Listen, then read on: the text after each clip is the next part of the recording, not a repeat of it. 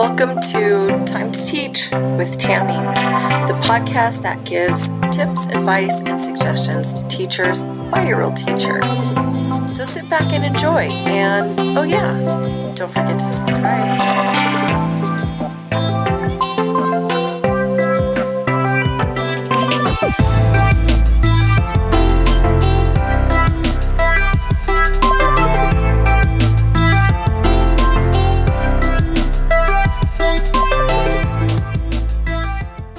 And we're back. Welcome to episode 81 of Time to Teach. Today's episode is entitled Being an Educator Who Podcasts, with the subtitle of Celebrating the Big Two. And that is because today we are doing just that, you guys. We are celebrating 2 years of Time to Teach. I don't actually remember the actual date of the first published episode from Time to Teach, but it was at the end of May. We are now at the end of May. You get how that works. You know where I'm going with all that. So it's been 2 years. So it's quite an exciting place to be in Time to Teach. And I really want to embrace that and celebrate it. And I thought, what better way to do it than kind of just talk about my journey as an educator who also podcasts. So that's what we are going to do on Time to Teach's 2nd year anniversary. So if that's a topic that interests you, go ahead and listen, because we are going to get started right now. Okay, so to kind of begin, I just want to talk about my journey and how I kind of came to the decision to be a podcaster. So basically, I have mentioned this before, but you might be new to the show, but I was an avid podcast listener, and really that's fairly new in my life, just the last couple of years, and probably 1 to 2 years before I began podcasting. So a good friend of mine kind of got me onto podcasts, and then I just became very obsessed with them. It just became my new favorite way to consume information. And since then, and that's been many years now, it's just all I do. So almost at any point when I'm at home, I am listening to a podcast. So if I'm cooking dinner, I'm listening to a podcast. If it's after dinner and I'm doing whatever, while listening to a podcast. If I'm in the shower, guess what? Also listening to a podcast. Getting ready for work, listening to a podcast. Think you get the idea.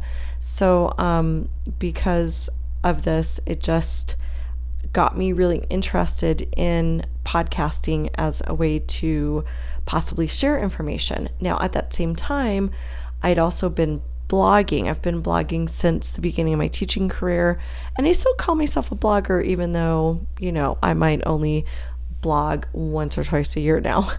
But I saw my blog, and I still think that's a great way to share information. But just as I became really interested in podcasting, I thought, this might be an easier media form for me.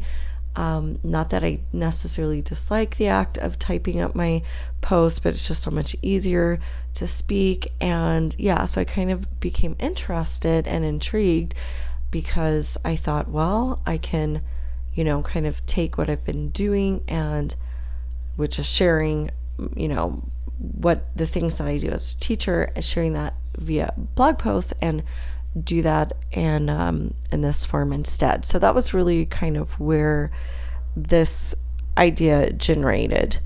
So I'd been thinking about it. I'm really not someone who acts initially. I give everything I do a lot of thought. I will play around with an idea for quite a long time, maybe research it. I can spend a long time on thinking about something before I actually kind of execute it and turn it into an actual thing that's happening. So I did just that. I kind of played around with the idea. I started researching, what do you need to do podcasting?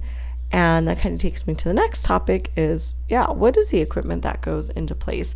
So researching kind of led me down this rabbit hole of all these things that I could do and tools that I could use and terminology that I really wasn't familiar with. And I started to feel a little bit overwhelmed. It almost started to feel like, oh, maybe this is something more than what I can actually do, or that I'm actually ready for right now at this point. And the more that I researched, the more I just found myself going down this rabbit hole of different equipment and things, types of microphones, types of recording equipment. And for a moment, I almost thought, well, maybe I just am not ready for this, ready because maybe I don't have the equipment, maybe I can't afford the equipment, maybe I don't know how to use the equipment. So I started to actually feel a little less prepared and a little less like that I could do this the more I looked into it. But I finally got to the point where I said, you know what? All of this equipment is really great and really nice. But I wonder if someone could do it in a more simpler fashion. So I kind of put everything aside and said, well, you know what? I think I have the basics of what looks like I could use, and that is a laptop and a simple microphone. Actually, I didn't even have a simple microphone. I just had my laptop microphone that comes with it, although it turned out that could sound very, very boxy. So I quickly learned that at least getting a simple microphone is probably best. So that's what I did. I just said, you know what, I'm just going to start. I'm just going to do this. So with my laptop and the internal microphone and free software called Audacity, you can record right into there. I started this thing called my podcast. So I started with that. And that actually turned out to be very easy to learn. I just think I watched maybe a couple of YouTube tutorials on how to actually use Audacity, and I did listen to quite a few podcasts on podcasting before I jumped into that. But I just quickly found that you don't need any real special equipment. You can later upgrade. I still haven't. 2 years into it, and I'm still using my laptop, and I still have my simple microphone, and I'm just finding that this works for me. So I'm just continuing with that. So you can make it as simple or as complicated as you need, but if you're someone like me who says, hey, I just want to be able to start this immediately without investing a whole lot of money and then see where it takes me, and if I want to invest later, then I can. That's definitely a thing that you can do. So that's what I did. Easy peasy, got it to work. I did discover that I needed a few things, needed to figure out a few things. Like if you're going to podcast, usually you're going to have some kind of artwork involved that represents your podcast. So I had to kind of figure that out. And I was able to do that in a weekend and found Canva. And that's so great if you're doing any type of graphic design. It's free. There are paid versions, but you have access to a lot of clip art, a lot of tools that are free and easy right there on Canva. So that was just very fast and easy for me. Oh, and along with that, I also found there are different sites that you can get free images, like I think it's pixels.com. That's what I think I initially used, and then Unsplash. And again, some of those images you pay for, but many are free.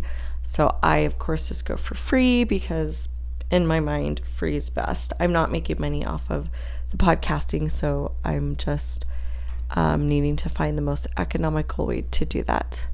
Of course, you can also take your own pictures and upload them into Canva, so that's kind of the nice thing too. I think I've done that. I was going to say a couple of times, but I think I may have only done that one episode. But you can totally do that, and that's kind of nice too. So having to have some type of artwork for the show. And then I actually, I have my main artwork that represents Time to Teach, but then every week I change up the cover art for the particular episode. And again, I do that in Canva, and I typically use Unsplash for images to upload from, and or download images from Unsplash, upload into Canva. So that's kind of nice.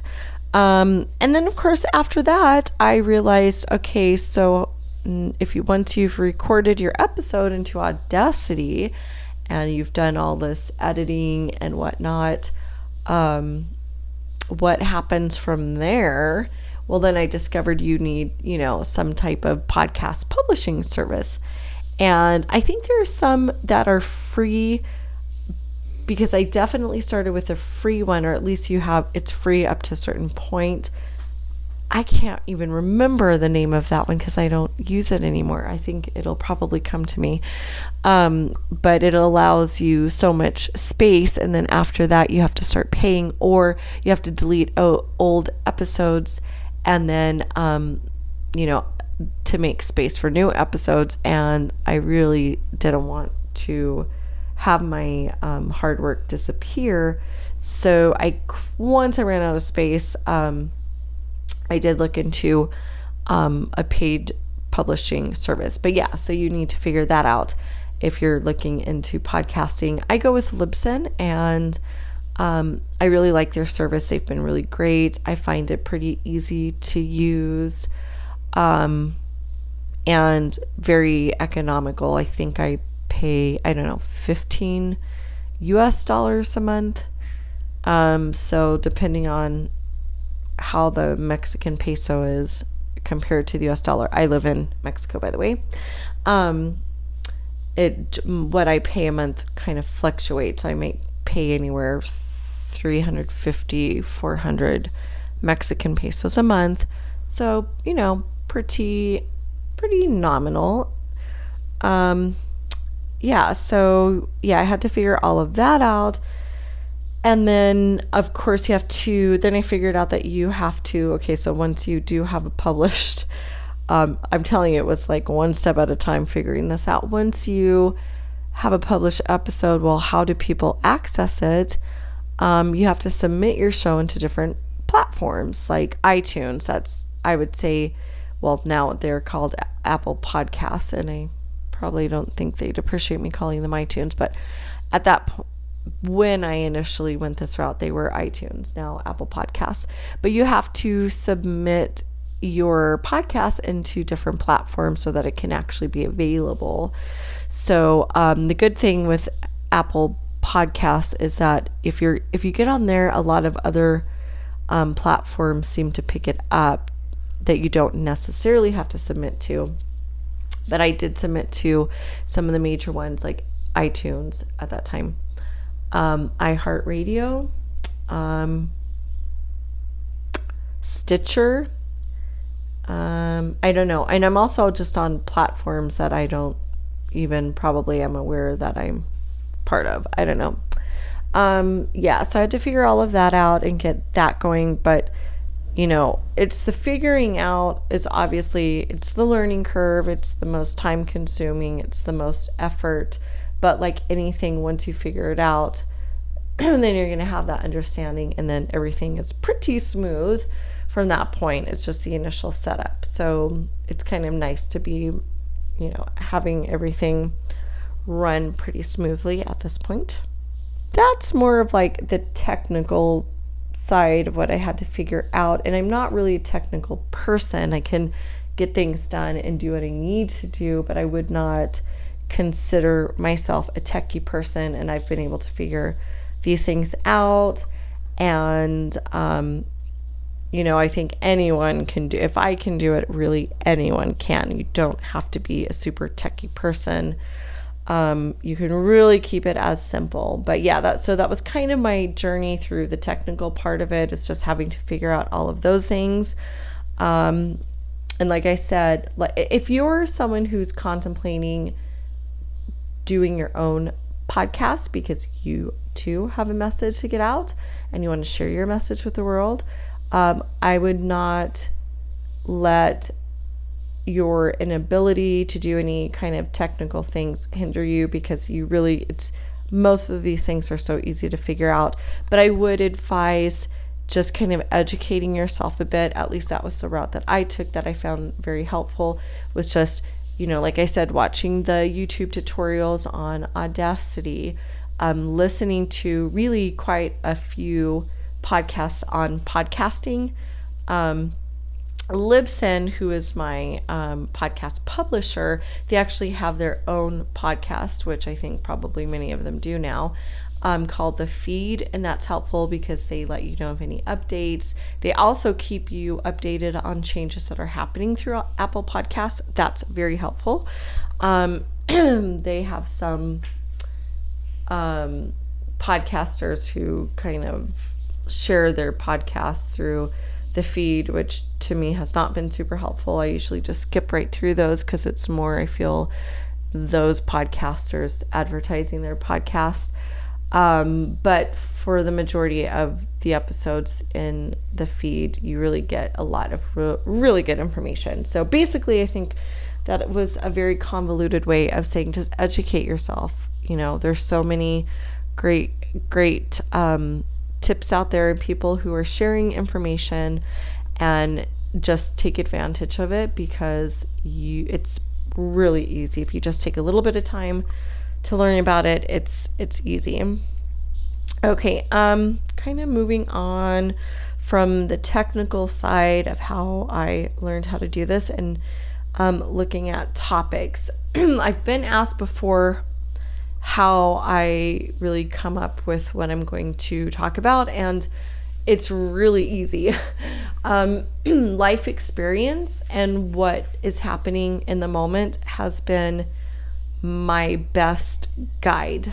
So I have found it fairly easy. I don't have to sit and rack my brain on, oh gosh, what am I going to be talking about in my next episode? Really, I take what is happening authentically in my life, and that's going to be what I talk about. So for example, right now, we're coming to the end of a school year, so naturally I'm thinking about things that are related to the end of the school year, like how do you schedule getting all of your benchmarks in? How do you schedule end of year assessing? What things naturally am I doing in the classroom at the end of the year? I think my last week's episode was about kind of winding down.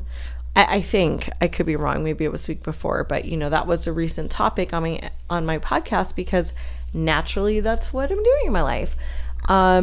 So coming up with topics is not difficult. If you just look at naturally what's happening in your life, I'm assuming if you're listening to this episode, you also are an educator, and you're probably, might be looking at starting your own podcast. But so if you just look at what's happening in my classroom, what's happening in my life, what are the issues, what are the things that we're doing, those are natural topics. You really don't need to look far if you just look at what's already happening, but it just means really being fully aware. What I'll do is I like to write down topic ideas as they come along, just to make sure that I'm remembering them. So I'll just use Google Keep. It's like a virtual notes. And as I'm thinking about, I want to do that, I'd want to do an episode about finishing the year, I still want to write a few more detailed notes. So I'll think about, okay, so what are those things that I'm doing in my classroom? Yeah, I'm trying some new things out. I want to talk about that. I want to talk about how I can get my students involved in that process. So I'm going to write that down in my virtual notes. So even though you're looking at what authentically and naturally is happening in your life, you want it to be, somewhat comprehensive and have an outline. I do like to have a logical outline. When I planned for today's episode, again, I used Google Keep to kind of write down the outline of this show. It just helps as you're thinking through the episode. But yeah, just kind of looking at what's happening in my life right now regarding that topic that you podcast about. And that's going to be your best way to naturally pull out topics. So just kind of makes it a bit fast and easy. Okay, so let's see, moving on, finding time to do this. I have not found that podcasting has been super time consuming for me. I know that there are other educators who spend more time on this than I do, but I, am being a busy educator who is also has a family and is dividing my time, limited time. I don't think I need to say more about that, but it's been, maybe I spend a couple hours a week on it and that's it. To me, I think that's very minimal. It's your recording time, and my shows are not that long. They're typically 40-45 minutes. Granted, some of them have gone longer, and then it's kind of going through and listening and doing editing.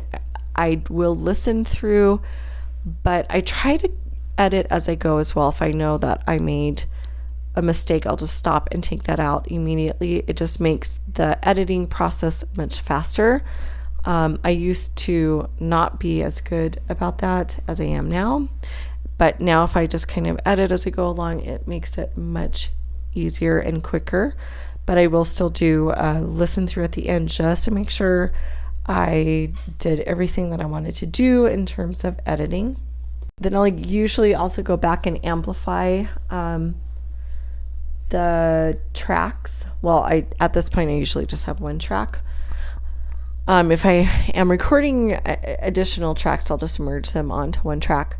But anyway, so that whole point is just going back and I amplify, because otherwise I think the volume is a little bit low.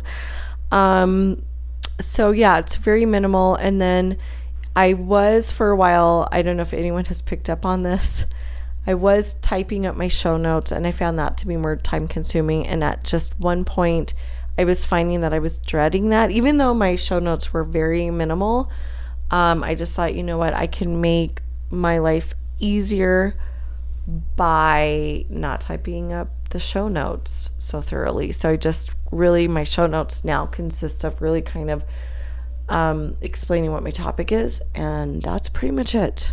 I was really hesitant to stop typing up the show notes, but I just kind of figured if it makes things easier and my life a little bit happier by not typing it up, I seriously doubt anyone is even really going to care about that small detail, and it's worth it to just give me a little bit more time. And I didn't want having to type up the show notes be the thing that made me dread. I want to keep this experience very enjoyable, so eliminating that piece just made it so that, I know that's not something I'm dreading now because I'm just not doing it. So yeah, so that's kind of helped in terms of the time. So the other thing I would say in terms of finding time, having a schedule of recording, and when you get things ready through your publisher, that's going to help expedite, kind of like I go back to what Gretchen Rubin always says. She's a podcaster. She's kind of someone who's very interested in happiness and life hacks to achieve the happiness. So, I am all about that, and I listen to her a lot, although recently I haven't listened to her because I go through phases and cycles. So what I'm consuming in terms of podcasting, but she always says in terms of getting things done, what can usually be done at any time is typically done at no time. I'm paraphrasing, so that's not a direct quote from her. But in other words, if you don't schedule it, even though it could be done at any time, and that's fast and easy to do, so I'll just get that done whenever I have the time during the week, then you find that you've never done it, basically. So I find that true for anything that I'm doing in my life. So I just have it planned. So I like to do batch recordings, and Saturdays are usually my recording days. it used to be Wednesdays in the week, but somehow that kind of moved. I was just finding it was good for me to have it done by Wednesday, but just, I don't know, my schedule, and especially in terms of like my Twitter chats that I like to participate, it's just moved so that I found that by Saturday, if I haven't recorded during the week, Saturday is my recording day. And I'm definitely finding myself right now recording on a Saturday because I went through all of my batched episodes. I typically like to batch my episodes so that I'm not necessarily having to record during the week, but I kind of went through my episodes and I'm kind of at the end of the year, so I really don't want to do too many more batching because I really want to be very strategic in thinking through my episodes and getting them ready so that they're really coming in a timely fashion. Like, beginning of the year, I really want those episodes to match with beginning of the year topics. So, yeah. So it's a Saturday and I'm recording, and that's my recording date if I didn't get it done on like a Wednesday. Like I said, I used to like to have it done by the middle of the week just to space it out, but that's just kind of changed naturally as some other things have changed, like my Twitter chats. I've talked about my Twitter chats before. They're not my Twitter chats. I just mean Twitter chats that I'm participating in. Like to make time for those too during the week. And then what I'll also do is I like to get the show kind of ready in Libsyn, so you can upload your artwork, you can upload your edited episode and just have it ready, and you can set a time for it to publish. So I like to do that by Saturday evening so it can publish automatically on Sunday. Now occasionally, because I will let my life dictate me, if I'm going out, we have some plans and I can't get it set up and ready to publish, then on Sunday morning I'll do it then and just publish automatically as I upload it. But I have that schedule, even though there's room for flexibility. That's my schedule, and it helps me to make sure I get it done. So I do highly recommend just having a schedule, even if it's a loose schedule like mine. It helps to make sure that it gets done. So that's kind of it. That's kind of my journey and how I got into this podcasting world and what it's like to be an educator who podcasts. I thoroughly enjoy it. I think for me, it's more of a reflective tool with the benefit of, if anyone can take anything away from what I'm sharing, that's great. I don't do it as, oh, look at me, that I'm the educator with all the answers. I feel like I'm always learning. Oftentimes I do feel that I'm steps behind other educators, especially educators I see in the Twitter world and all the fantastic things that they're doing. So I never am doing this with, of like, let me toot my own horn. It's really more reflective. Good therapy. Also, good way to kind of think through my practice and just, I'm pretty reflective in general. So it's just another outlet and another way for me to be reflective. Initially, I thought I would have more educators on and interview more educators, and it just hasn't gone that route. But again, I'm okay with that because it's more of a reflective tool. And like I said, if anyone can get anything out of it, that's great. But I think at this point, I'm doing this more for me than for anyone else. So it's worked that way. Some things that I've kind of learned along the way is perfection is not my goal.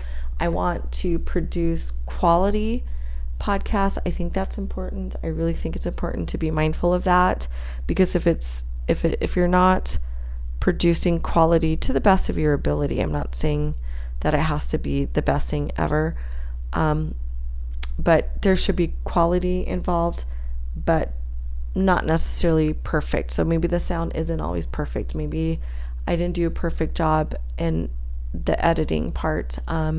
Maybe my show notes, now that they're minimal and more of like an episode description, that's not perfect. But I'm okay with it, because I think if I get stuck on the perfection, I'll just stop doing this. So I need to make it work so that I still feel very excited about podcasting and motivated. Something else I've learned is that, I know there are many different ways to do this, and I've seen some educators and podcasters who, buy the fancy equipment, who have specific equipment that they would say is good or is not good for podcasting, especially in terms of microphone and, what microphones are best for this type of recording. But at the end of the day, I think if you find something that you feel is easy for you and it works and it does the job, that's great. So you can make it as easy as you want. Or if you have the time and you're motivated by the complicated aspect of it and you want the top equipment, then you can go that route too. It's really, I think it comes down to the individual and what works for the individual. And then I would also say something else that I've learned is that, focusing on the message is the most important thing for me.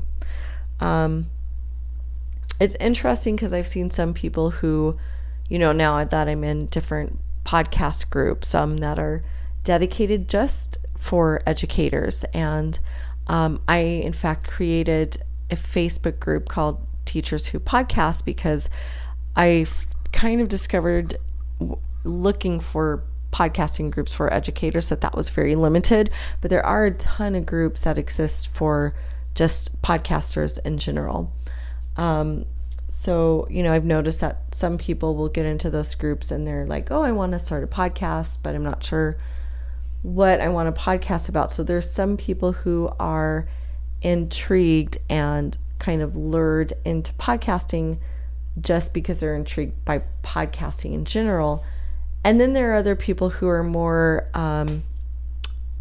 like probably maybe my route, who, it's more about, I have this message, I have something, like I said, I'd been blogging, so I'd been sharing, my experience as an educator.